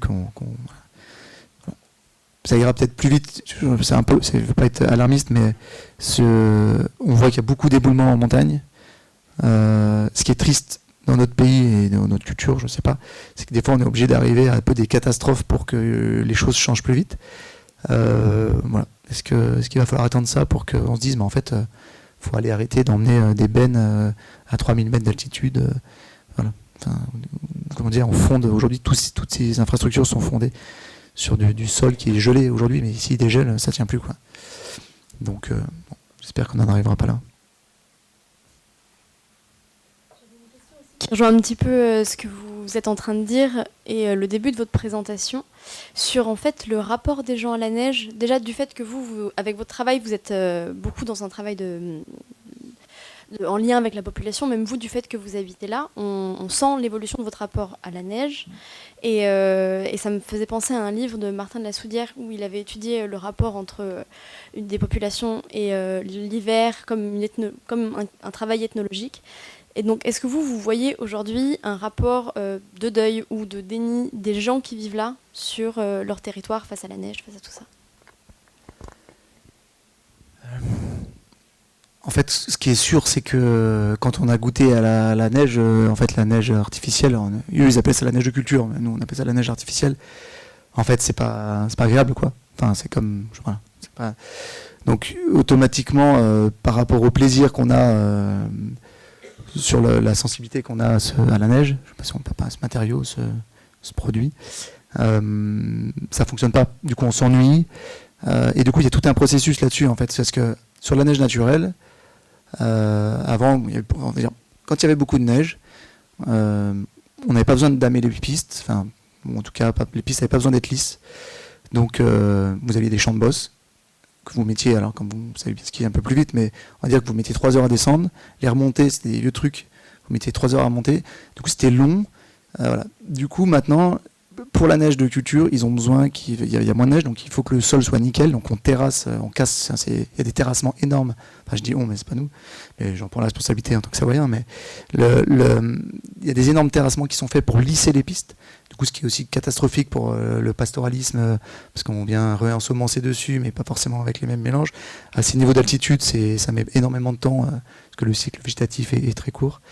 Donc peu de neige. Des machines de damage ultra performantes et des machines pour remonter les gens ultra performantes. Donc les gens, ils vont remonter très vite. Et puis tout ça aussi pour accueillir des gens qui peuvent aller partout sans avoir un grand niveau de ski. Donc en fait, ceux qui aiment le ski, ils s'ennuient, ça devient chiant. Et du coup, c'est aussi pour ça qu'on a vu le développement dans les stations, les gens skient moins, de boîtes de nuit sur les pistes, de parcs d'attractions. Vraiment, si vous regardez les plans des pistes des années 90 et le plan des pistes aujourd'hui, c'est... Dans les pistes 90, c'était presque une carte IGN, super bien dessinée pour représenter toutes les vallées en plus. Et aujourd'hui, c'est ludique, machin. Enfin voilà, c'est vraiment ce phénomène-là. Donc nous, on a un peu un deuil à la neige là-dessus. Et on va plutôt se dire, on développe beaucoup du coup le ski de randonnée, où on peut aller beaucoup plus là où on veut. Voilà, c'est plus de plaisir. Ça s'est redécouvert pendant le Covid quand les stations ont fermé. Mais c'est fou. 3 jours avant la fermeture des stations, j'ai déjeuné avec le maire de La Plagne, qui est le président des stations de France, des maires de stations de France. Il disait c'est impossible, on ne peut pas fermer les stations en France. On est en train de les fermer en Italie, ils disent pas possible. 3 jours après ça fermait, en fait rien n'est impossible. Enfin, je trouve que et là-dessus, voilà, donc on va l'explorer plutôt. Et ce qu'on se dit aujourd'hui, c'est que dès qu'il y a des chutes de neige, il faut en profiter tout de suite, parce que en fait la neige, elle reste bonne peu de temps. Parce que souvent ça réchauffe. Et du coup la montagne devient plus incertaine aussi, plus dangereuse. Voilà. Donc il n'y a pas un deuil. Enfin, le deuil, il est compliqué parce que l'économie. Après nous, on est tiraillé parce qu'on est quand même entre l'économie de la pression genevoise, que j'évoquais tout à l'heure, et l'économie des stations de ski. Donc les stations de ski, c'est plus les vallées qui vont être vraiment impactées. Et c'est pour ça que c'est à elles de se. Donc non, le deuil, c'est on en profite quand il y a la neige qui tombe. Elle arrive demain d'ailleurs. Mais elle va vite repartir. mais ouais, non, ce matériau, ouais, c'est sûr que ça fait partie de la culture aussi du territoire. Le matériau, la pente, Moi, j'avais une question. Tu as parlé au début dans ta présentation des nombreuses carrières et des pépinières à proximité, donc un souci affirmé d'utiliser des matériaux locaux. Est-ce que c'est un message qui passe facilement auprès des élus de ces vallées, ou est-ce qu'on a encore, comme on peut avoir par chez nous, des phénomènes de banalisation avec une standardisation ou des éléments qui viennent de beaucoup plus loin ou des choses comme ça? Alors je pense que c'est plus facile dans les territoires de montagne, ce côté un peu défense de son terroir. Après, des fois, c'est plus difficile parce qu'on est dans des territoires, j'ai pas mis de photo là, mais on a des territoires où on a des roches très sombres. Enfin, si, un peu à Tencin, là, c'est très sombre. Donc du coup, des fois, ça fait des aménagements très gris. Mais nous, on leur dit que la couleur, ou on peut le mettre dans les végétaux, enfin Donc des fois, il peut y avoir ça en disant non, mais on va aller chercher du calcaire parce que chez nous c'est gris quand on est dans des vallées granitiques. Voilà, donc c'est plutôt des fois de ça, mais du coup nous on arrive à convaincre, à montrer que même un béton granitique, si on le sable, il s'éclaircit et voilà, on trouve des finitions, ou si on le boucharde, il peut être intéressant. Donc on n'a pas trop de difficultés aujourd'hui à faire passer le travail sur les matériaux locaux. Nous, c'est vraiment quelque chose qu'on défend. Par exemple, pendant longtemps, on ne voulait pas mettre de pierre parce qu'on avait vraiment du mal à avoir de la pierre locale, ou en tout cas, on n'avait pas non plus les marchés où on avait les moyens pour se mettre de la pierre. Et moi, j'ai toujours dit que je préférais un béton fait avec le ciment. Ça a été inventé, je ne sais pas, mais Vicat, c'est originaire de Grenoble. Donc, toutes les carrières, on a énormément de cimenterie aussi. On a les cimenteries, on a les carrières. Donc, pour nous, moi, ça me préférait un beau béton avec un caillou du coin qu'une pierre de l'autre bout de la planète. C'est ce que je disais pendant longtemps. Aujourd'hui, on a des projets où on a des fois un peu plus de budget, donc on arrive à utiliser de la pierre, et on fait ce même exercice. Voilà, on a la pierre de Villebois qu'on peut utiliser, qui est un calcaire. On a la pierre de Luzerne. Là, les photos que j'ai mis en Italie tout à l'heure, c'est la pierre de Luzerne. C'est à 2 heures de Chambéry. Voilà, pour nous, c'est la pierre locale. Puis en Italie, quand on va dans les carrières, en plus, on mange bien en Italie. Et du coup, mais voilà. Donc non, c'est pas. Il faut que ça soit une donnée d'entrée tout de suite dans le projet. Enfin, ça fait partie vraiment de notre philosophie. Et c'est pour ça qu'on dit qu'on va faire la cueillette. En fait, dès qu'on a un projet, maintenant on connaît bien les territoires, et encore, à chaque fois on découvre plein de choses. Les blocs erratiques, j'ai vu quelque chose. J'avais entendu le mot, mais j'avais jamais été confronté, en tout cas, à un projet à ça. Et après, du coup, on fait la cueillette, on va voir un peu les ressources qu'il y a autour et comment on peut les mettre en œuvre au maximum dans le projet. Voilà. Après, il y a certains matériaux qu'on n'a pas, mais non, on essaie de. Non, c'est pas aujourd'hui pas le plus difficile. Les élus sont. Enfin voilà, sur le. Nous, par exemple, typiquement, là, on fait un gros projet à Voiron, c'est de l'autre côté de la Chartreuse. Voiron, c'est là où il y avait les distilleries de Chartreuse. C'est un site assez magique. On travaille sur tout le réaménagement du centre-ville avec une pierre calcaire. Par rapport à la surface, la pierre, elle vient de Bourgogne, donc c'est pas très loin, mais on n'avait pas de pierre locale pour aménager le mail. Et se poser la question à un moment donné sur l'économie du projet, parce qu'on ne va pas aller chercher des pierres croates 20% moins chères. Et nous, on a défendu aussi politiquement en disant, à un moment donné, quand vous achetez une pierre française, la TVA, elle est payée en France, la main-d'œuvre, elle est aussi en France. Enfin, voilà. Mais ça s'intègre aussi dès le début, et c'est aussi un combat. Ça revient à la politique, quoi, en disant, voilà, d'un côté, on nous dit il y a 60 milliards de dettes, mais si on va dépenser de l'argent public pour aller acheter des produits à l'extérieur, voilà. Après, il ne faut pas que s'enfermer sur ces territoires, il faut rester ouvert, mais je pense que sur des éléments comme ça, ils sont assez à l'écoute quand même sur l'argument de la banalisation. Après, il y a quelques matériaux nous aussi, par exemple, il y a quelques matériaux qu'on utilise pour contrecarrer l'enrobé. Par exemple, les places de stationnement. Aujourd'hui, on se dit, soit on les fait en stabilisé, soit s'ils veulent un peu plus dur, on va les faire avec des bétons, des pavés en béton, par exemple. Et ça, c'est des matériaux industriels qui sont fabriqués en Allemagne. Ça peut être un peu banalisant, mais je me dis, voilà, sur certains usages très techniques, et c'est des matériaux pour nous qu'on aime bien aussi, parce qu'ils sont réversibles. C'est des matériaux qu'on peut reprendre, réempiler, et on peut en refaire autre chose.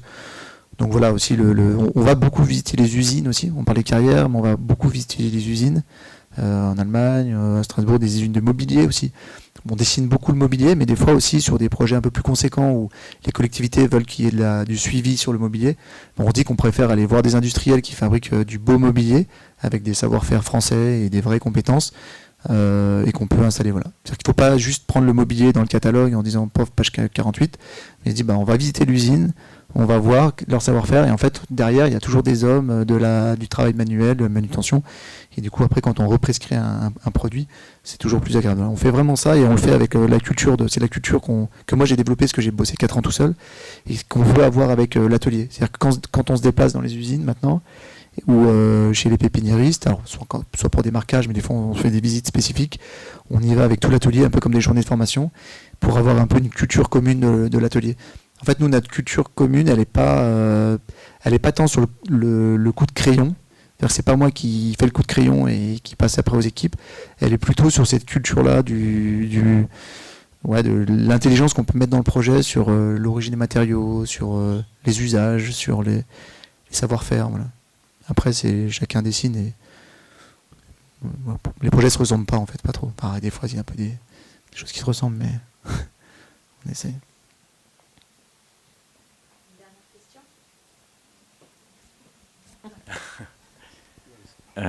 Est-ce qu'on sait à quoi s'attendre des paysages alpins de demain, notamment suite au JO de 2030 ? Est-ce qu'on va avoir des infrastructures énormes comme on a eu pour les JO à Paris, que ce soit en termes d'habitation ou de tourisme ou d'usage par rapport au sport de glisse ? Est-ce que ça va fracturer quelque chose peut-être dans ces usages-là, que ça sera un point de non-retour ou après ce ne sera pas du tout pareil la pratique des sports de glisse à ce moment-là ?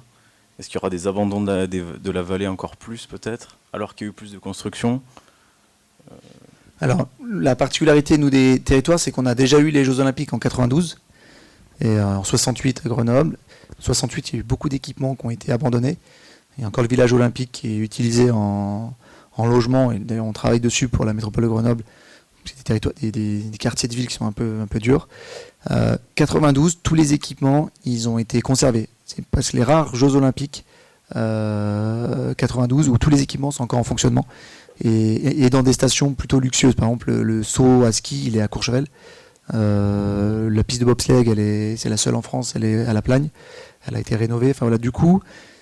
Et là aujourd'hui, les JO, c'est Alpes 2030, donc ils sont un peu répartis. Donc nous, dans les Alpes du Nord, on va pas être trop impacté. Surtout que c'est dans 5 ans, voire en fait on a 4 saisons, donc en fait ils vont pas pouvoir faire grand chose. En tout cas, dans nos territoires.